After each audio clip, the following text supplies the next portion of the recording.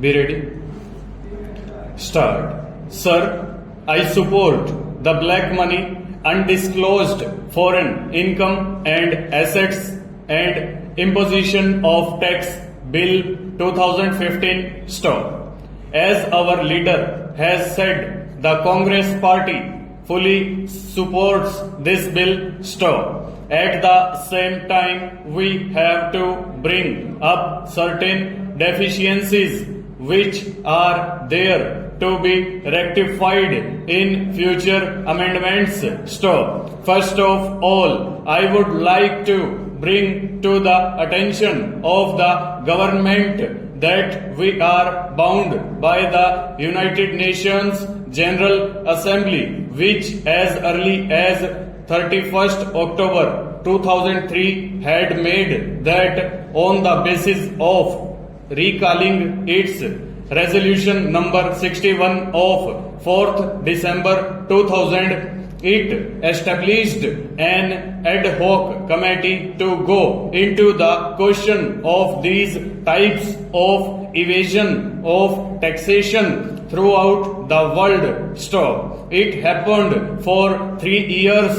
by having different types of meetings, and finally they came forward with the United Nations Convention Against Corruption. Stop. I would just quote the beginning of the preamble. Stop. I quote, concerned about the seriousness of problems and threats posed by corruption to the stability and security of societies, undermining the institutions and values of democracy, ethical values and justice, jeopardizing sustainable development and the rule of law. Stop. This is where the government has it. Stop. All the states parties of the convention have signed it. Stop. 140 countries have signed this convention. Stop. On that basis, different levels of discussions were going on, and finally they came out with different topics and chapters, so to say covering about 71 articles. Stop. In different ways, states parties have to follow it in their own countries.